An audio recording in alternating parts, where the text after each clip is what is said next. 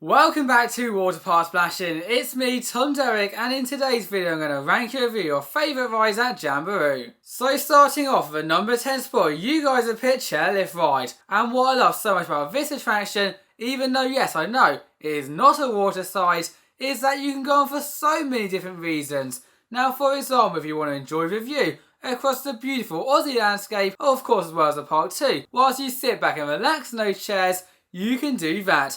If you want to see what other rides to do in your day, ones that may be open and ones that may be closed, you can also do that too, sitting on those chairs. And even if you want to get to your next attraction, for example the Bobsled ride that we will be covering later on, guess what? You can do that sitting and relaxing on those chairs. And that is not even a start. Also on here there's a stop in the middle, and to be honest it is just as fun to go around the full way. You cannot have a water park without a water play zone, and Jamberoo is no exception. As next up we've got Bombora Zone, which from just looking at it and that giant kangaroo bucket at the top, we know it's going to be awesome. And it does not stop there, as what I love so much about these play areas is that they've got zero queues. Meaning that unlike the other sides where you may be waiting for hours holding that dinghy up those stairs, on this one right here you can walk straight up, going on a variety of different sides, from open body size to tubular size to even ones that you can race down with zero queues. But stay with me guys, as it is not only the size that make this thing so awesome, but also all the water effects constantly coming too. As from every direction you'll be sprayed by water, you have water chucked on you, and in particular that giant bucket we mentioned earlier, yeah, that will tip over, leaving you all drenched. Yeah, we knew this ride was coming. This is the park's Bobsled ride. And the thing about these sort of attractions at water parks, and I don't know if it's the same for you too, but I always find when you go to a water park, you're dressed up for a water park. So you're wearing your swimming shorts or swimming clothes, and you get to the park and you're like, I want to do the sides. So when you come over towards a ride, it just feels a bit weird going on a ride at a water park is what I'm trying to say. Nevertheless, this ride is here and it is so much fun. With as soon as you make your way to the top of it, and I don't know if the only way to get there is via the cable car. There might be a little path as well, but be aware you probably have to go on that first. You will then be able to race down the track, almost a kilometre of track I want to point out. From what I can see, provides some of the best views from a theme park in Australia, whilst you also control your own speed. Yes, on all bobsled attractions, you will be able to use a lever in front of you to decide how fast or slow you want to go as you make your way down a twisty turny track all the way down to the bottom. You may have noticed as well that there are two different tracks, and that is because the green track is in fact a tamer track, so if you're not ready yet to take on the intense one, go on the green one first and there's nothing stopping you going around again. As much as you cannot have a water park without a play zone, you cannot have an Australian theme park without a snake themed side. As next up we have got the Taipan, which as you can probably guess is not for the faint of hearts. In a nutshell, this is basically a giant version of your average tubular size, so you will begin this hysterical adventure. Did you see what I did there? Hysterical snake, get it? With a 4-person raft. It may be a little bit cramped, but you can fit up to 4 people in here. That will then be followed by you going through the mouth of the snake, twisting and turning through its dark body, all before coming out of the end.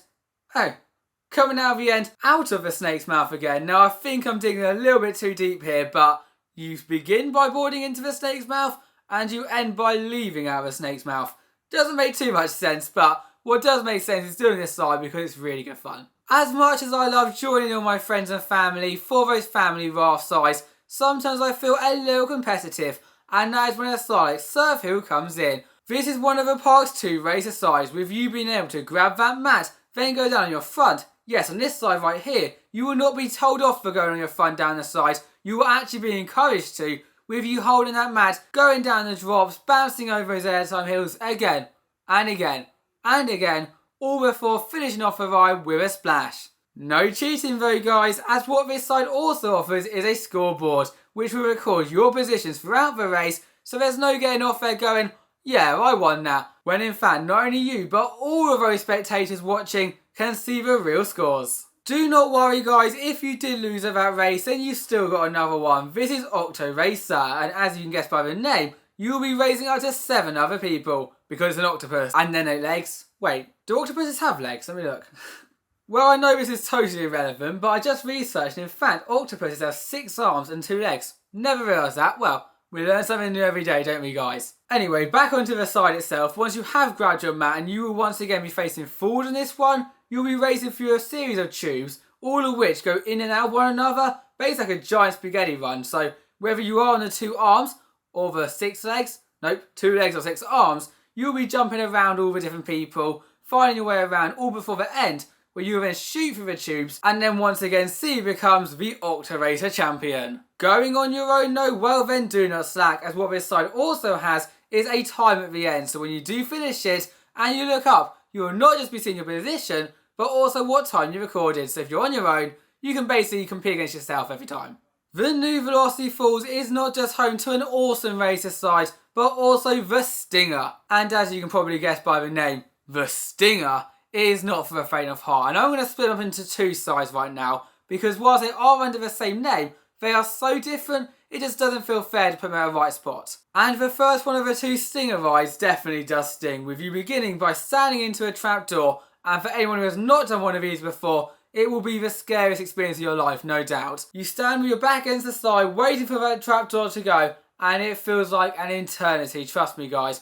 All before the door then lowers, you will then shoot through the tube, followed by flying into the air, once again bouncing down a few drops, and then finishing off the side with loads of water, of course, rushing into your face. And if that does not sting, I do not know what will. Maybe our number 3 spot, the non-bump stinger side, where this time you will once again begin by standing on a trapdoor, in fact right next to the other one, so you can give them a little wave before you both then drop down. This time however, instead of going over some bumps, you will in fact be going through a tube, and I think it really comes down to what's more scary for you.